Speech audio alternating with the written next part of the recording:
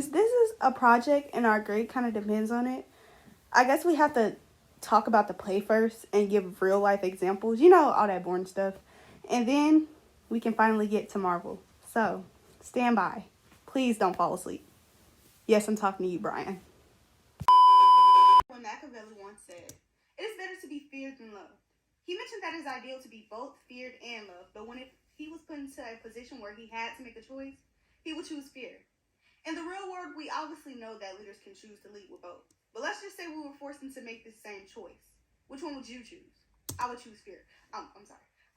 My group originally saw why Machiavelli said he chose to be feared. But in the end, we decided it's better to be loved. Dive into Machiavelli's reasoning first. His reasoning was because men are ungrateful, fickle, dissembling, anxious to flee danger, and covetous of gain. Along with that, he said that a loved ruler will keep authority by obligation, while a feared ruler will keep authority through the fear of punishment. Now let's first dive into Caesar, because we have to get to the Shakespeare part of this. Caesar wanted to be feared and seen as a strong leader. Now, let's acknowledge the more complex aspect of this situation, because he wasn't hated by everyone. He was relatively loved by the people, but it was rather the fear that his friends and the other senators had of him. In the end, there are multiple reasons he was killed if you actually look it up, but the main reason was out of fear by the senators. And many felt as Caesar, if he was to continue to get the crown and the power, then he would obtain way too much power and would try to gain more. And in the end, they just feared for the fate of the Republic of Rome. And in the end, that's what got him killed.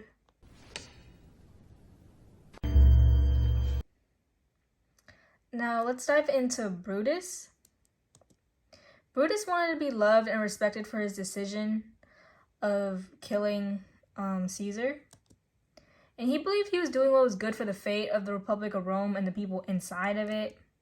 But in the end, he also ended up dying. We all know this. All the characters end up dying. And he killed himself on his own sword. He committed suicide.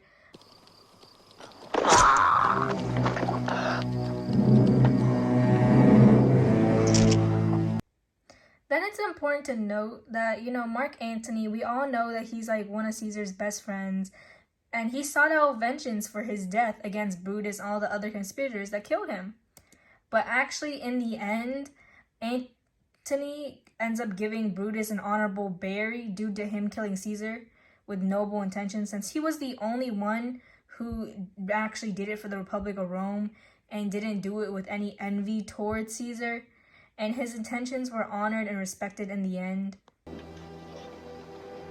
This was the noblest Roman of them all.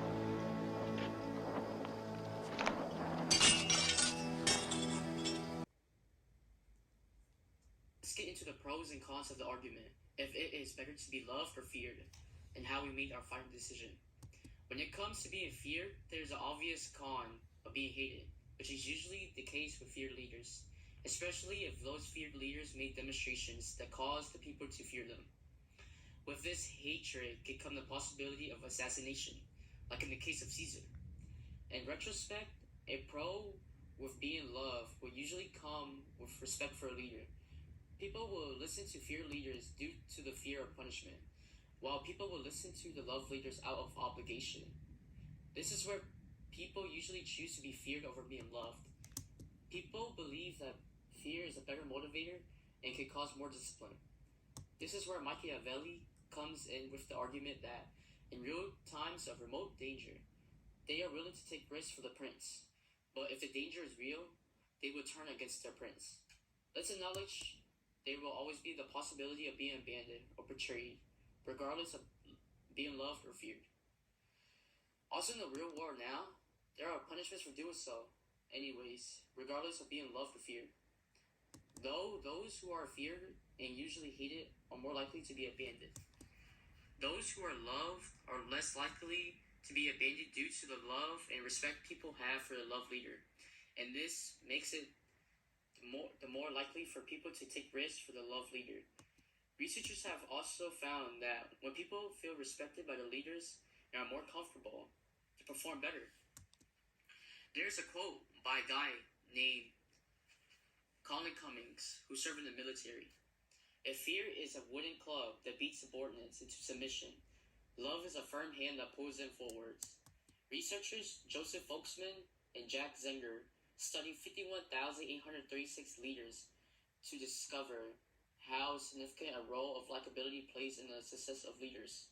They found that approximately there is a 1 in 2,000 chance that a leader can be unlikable or successful. Okay, so I have to give you some real world examples for like we let Maya actually get to the Marvel stuff. So like when we consider leaders that are like feared and a real life disadvantage that comes with that, one of the leaders we can look at is the North Korean leader Kim Jong-un. And though not everybody knows this, it's fairly known that he heavily restricts many of the aspects of life for his citizens, from their internet search range, their freedom of speech, and even like the haircuts they can have, which is weird. And then the fear he holds over them can be seen and reported by many citizens, and you know he's definitely hated by many of them. There's the flag. And then remember what like a few years ago, well, it wasn't that time last year, but it was like a few years back when he threatened like the U.S. and like it got a lot of people scared, even though like a lot of people made jokes about it. And when some people sat back and thought about it, we realized that the U.S. most likely wouldn't be harmed, because though North Korea still held a certain amount of power and fear, they had very few allies, or like no allies. And in the end, the fear was diminished. And in this situation, the U.S. would be the country to be loved, which, if we're being honest, isn't completely true, especially as Trump was the president back then during this time, and then we know how a lot of people felt about him. And then it also depends on how you look at the U.S., but like regardless of that, let's look at the U.S. as the to be loved aspect. We had a lot more allies than North Korea in the end, which benefited us. U.S. flag. And here's the more entertaining part of this project. Brian, wake up. Alright, anyway. Backstory for anyone who hasn't watched it yet, and yes, there are spoilers. You guys have like 10 years to watch the movie. Thanos, the big purple man, believed to save humanity from hunger and hardship that it would be best for half of the population to be wiped out. He accomplished this by obtaining all of the Infinity Stones and using them to do so with a literal snap of his fingers. The Marvel heroes previously failed, but in Endgame managed to capture all of the stones in the end and reverse this to save half of the population from permanently being gone. So we were originally going to do World War II, where Thanos would be Hitler trying to wipe out a certain portion of the population. Then the nations that were a part of the international response as the Marvel heroes who helped save the day. Though we took a step back and decided that we shouldn't use the Holocaust as a comparison and changed it to the next example. This information is just provided for context of the original thought why such characters were being chosen from Endgame. So imagine Thanos as Russia, currently trying to obtain the Infinity Stones. Imagine the Infinity Stones as Ukraine. Imagine the Marvel heroes as the many countries in NATO putting sanctions on Russia in hope of stopping.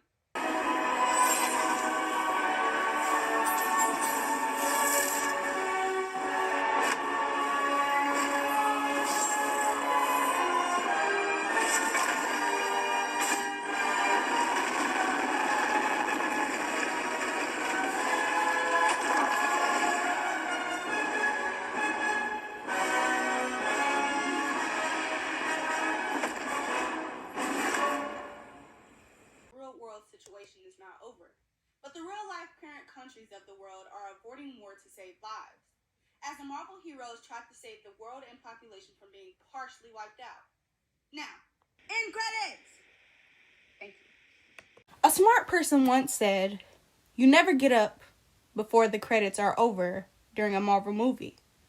That smart person was Maya Lewis. Please stay for the credits. Thank you.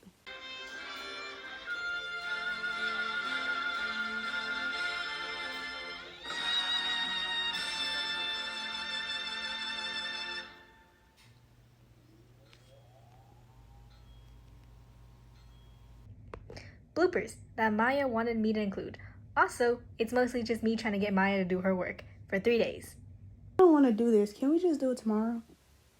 Maya is due today. Please record the recording. Just record the recording. I'm so sick of this. Now, I think we could, Nail No, it. shut up. Just record the recording, Maya. Okay. Now, would you be my friend if I was Thanos? No, Maya, I would not. Can you record the recording now? Okay. This all started with Niccolo.